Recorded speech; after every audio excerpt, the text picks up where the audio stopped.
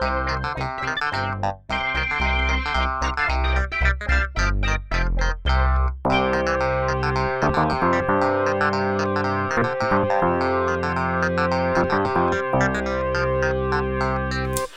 up, ladies and gentlemen, freaks and geeks, boys and girls of all ages? Thank you so much for joining me for this review of the Batman v Superman movie, Dawn of Justice. It's the second trailer that Warner Bros. Has released thus far. For those of you who don't know, I tend to lean more to the DC side than Marvel when it comes to the characters themselves. I mean, love the Marvel movies. I love every single one of them. And DC hasn't given us anything really good to work with, us DC fans, us DC primary fans. So when I heard that they were doing Batman v Superman, I was stoked. Totally excited to see this movie, totally excited to see what they wanted to do with it. Was not stoked originally on Ben Affleck, but I've grown to like him as I've seen him and as I've seen what they're doing with the character. And I guess that's the first place I want to talk about with this trailer.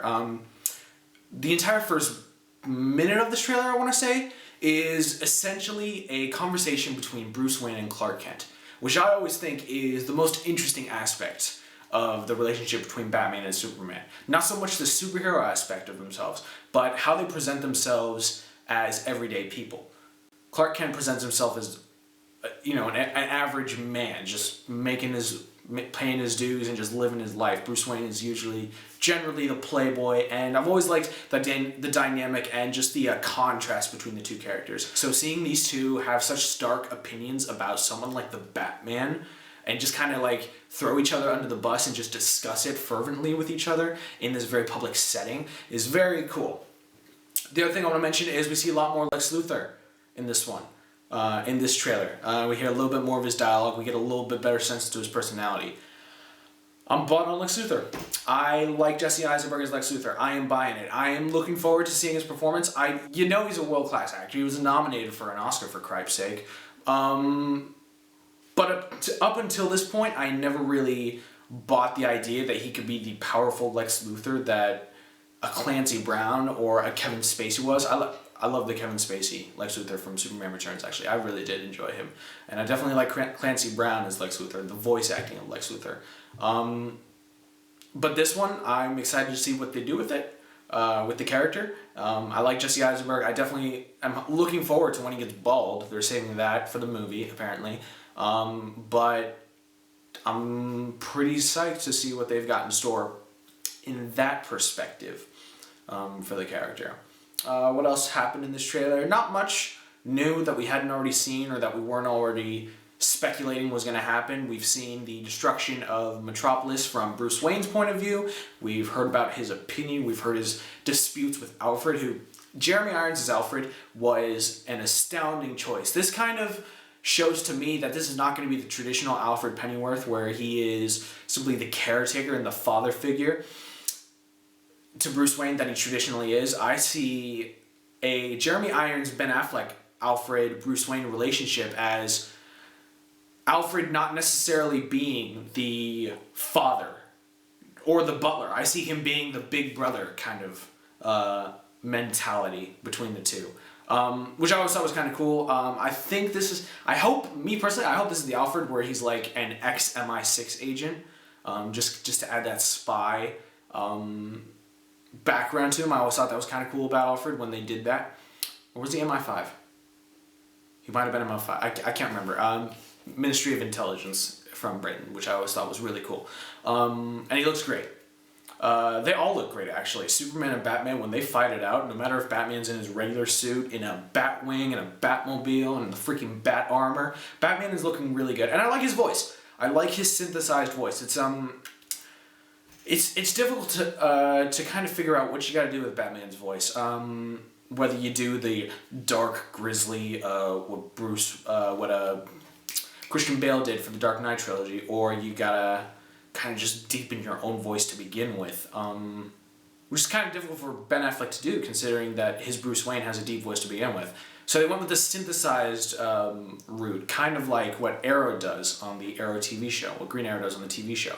To anyone who may or may not know him, they synthesize his voice so that it sounds distorted a little bit and a little bit just out of tune. Well, not out of tune, out of pitch, I should say. So I thought that was really cool. Additionally, we saw a little bit more Wonder Woman, which she's looking good. They haven't shown us anything of her speaking yet.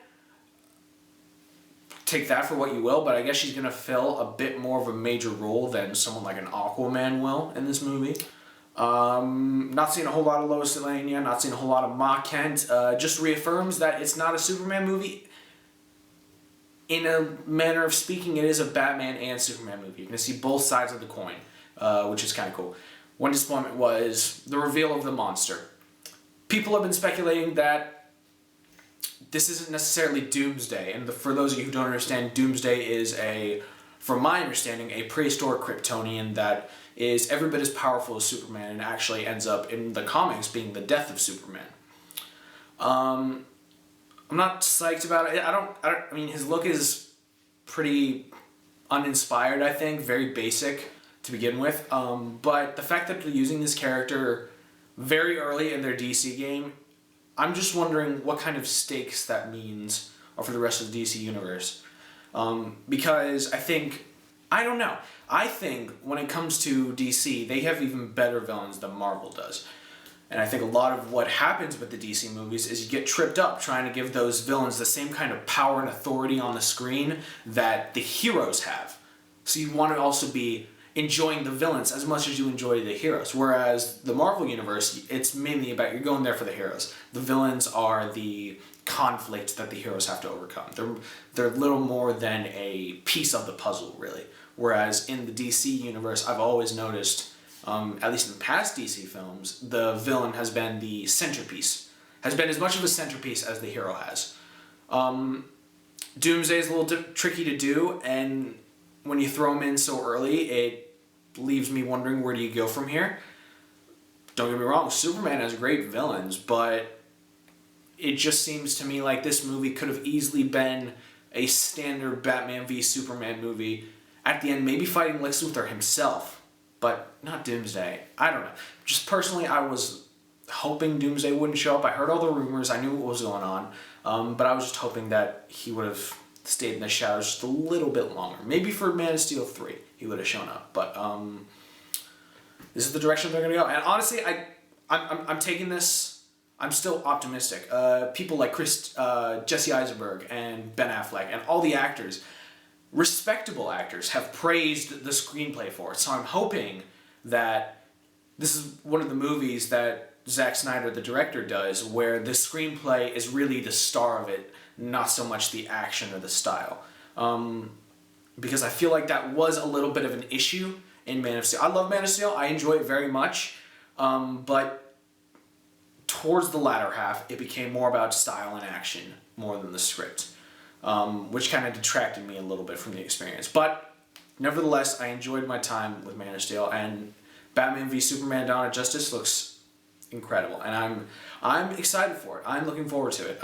Could have done without this trailer. Could have stuck with just the Comic-Con trailer that they released a few months ago. But here we are, and that's pretty good. Also, I just want a quick comment. That 50-second teaser they released before the release of this full-length 3-minute trailer, absolutely outstanding. The anger and the rage you felt coming off of Batman and Superman as they stared down each other in that hallway where Batman was tied up and held prisoner by Superman was phenomenal. You felt the energy there. You felt the actors bringing it. And they didn't even say anything. It was all in their eyes. And I always thought that was just an astounding thing to watch.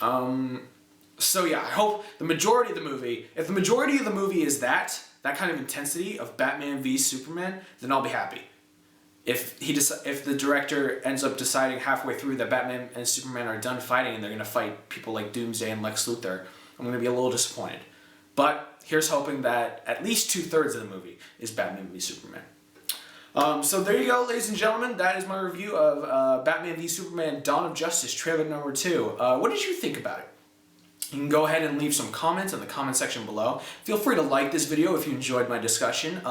You can subscribe to my channel, The Geek Galaxy Limited. And then you can find us all around the social media. You can go on facebook.com/The Geek Galaxy blog. Search for us on Facebook. You don't have to do it in the URL. You can search for us, The Geek Galaxy. You will be able to find all the updates for the blog, the videos, and the podcasts that release in conjunction with the Geek Galaxy. You can follow me on Twitter, Instagram at Dave Gabel 64, DaveGabel 64. And please feel free to check out my blog, The Geek Galaxy. I talk about movies, video games, comic books, novels, what have you. Everything that's basically covered in nerd fandom. I just recently I'm writing a review for international film that I just watched as part of my German class. You guys should see that up pretty soon. It was called Kokova.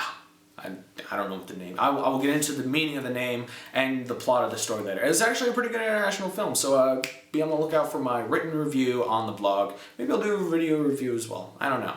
But anyway, thank you so much, ladies and gentlemen, boys and girls, freaks and geeks, for listening to me. And as always, live long and prosper.